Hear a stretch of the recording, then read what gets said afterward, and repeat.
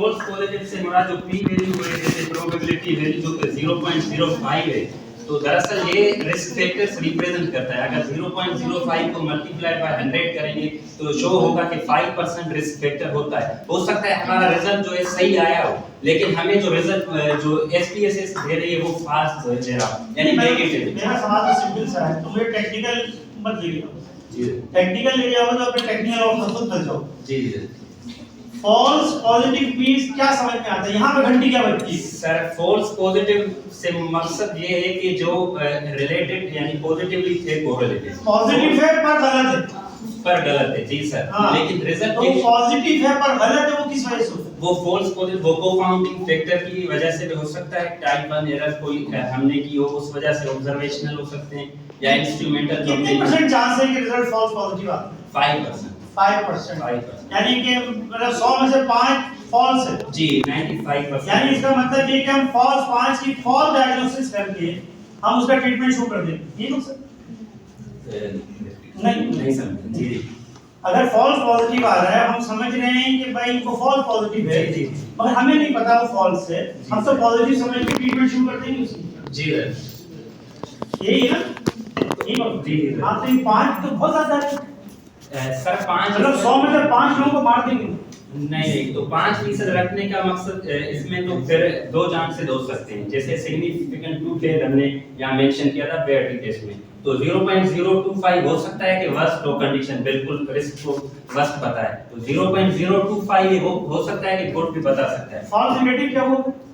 False negative यानी कि जब एसोसिएशन जो है वो ना एसोसिएशन ना हो लेकिन बताए हमें पॉजिटिव, तो ये तो हमने बोली ना पॉजिटिव मतलब फॉल्स नेगेटिव। नेगेटिव का नेगेटिव। अच्छा नेगेटिव से मकसद सर जो रिलेशन हमें बताया गया वो तो पॉजिटिव है, लेकिन यहाँ पर नेगेटिव बताया जाए तो इसे फॉल्स नेगेटिव। मतलब ये केवल नेगेटिव है, पॉजिटिव दे रहा है, नेगेटिव है पर पॉजिटिव दे रहा है। जी जी तो वो फॉल्स पॉजिटिव होगा। तो फॉल्स नेगेटिव होगा। नेगेटिव होगा। क्योंकि बाय जेल ओनली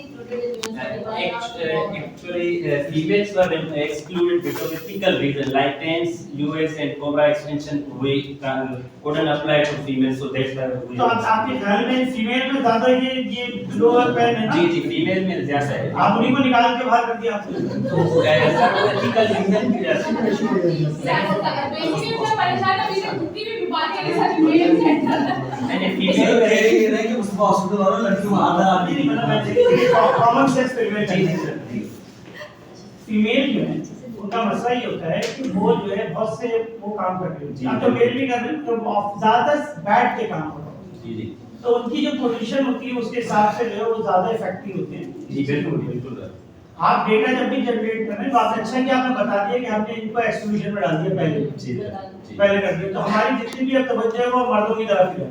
सही। तो जो भी नेगेट अगर औरतों की तवज्जो देंगे तो ज्यादा आपको नजर आएगा कि इनका प्रॉफिट ज्यादा है। जी उनमें वैसी प्रेवलेंस ज्यादा होती है Prevalence ज्यादा है। जी चेंजेस की वजह से।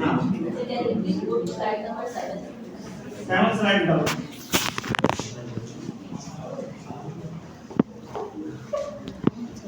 In this slide you mention the standard deviation and the standard error. आइए क्या? So why you are including both of these? One you can select only one, and which one is give you precise result? Actually, standard deviation used for the variability of the studies and of individual observation like here. So, standard error means when different sample size taken, so it represents the population reliability.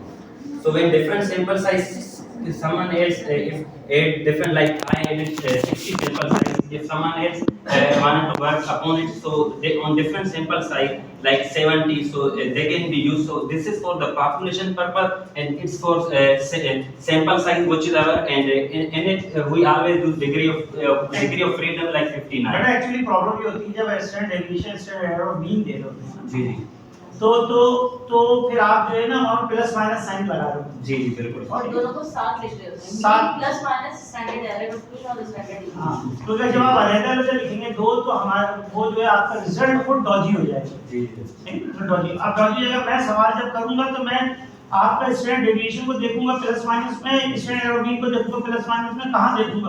तो मैं जब आपका जब यहाँ पे आऊंगा इस file mean पे, तो जी। मीन पे मुझे फिर जाना पड़ेगा। एंड वैल्यू भी 60 सबके बराबर ही चल रही है ना, जी सर। तो वेरिएशन डेविएशन क्यों आ रही है, अब ये मुझे बताओ। अच्छा, वेरिएंस क्यों आ रही है हाँ। इसमें? तो वेरिएंस, ये जो वैल्यू है, ये वेरिएंस हो सकता है कि जो इंडिविजुअल जैसे पेशेंट्स हमने लिए 60, तो हो सकता है कि उनमें से कोई एक पेशेंट ऐसा हो जिसकी वजह से वेरिएंस आ रहा है, या हमें सही से रिजल्ट जो है ना मिला, तो ये वेरिएंस इस वजह से रिप्रेजेंट करता है हमारे रिजल्ट। सही, चलिए।